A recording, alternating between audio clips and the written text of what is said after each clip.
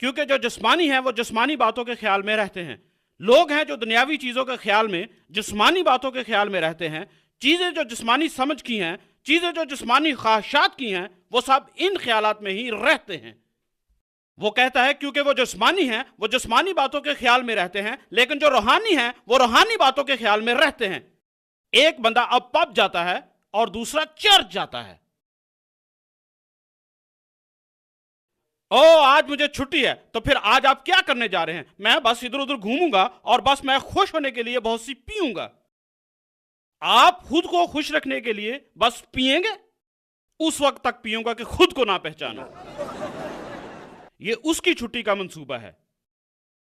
दूसरा रूह को जीतने के बारे में, जिंदगी जिस्मानी है वो जिस्मानी बातों के ख्याल में रहते हैं, लेकिन जो रूहानी है वो रूहानी बातों के ख्याल में रहते हैं। आप किधर हैं?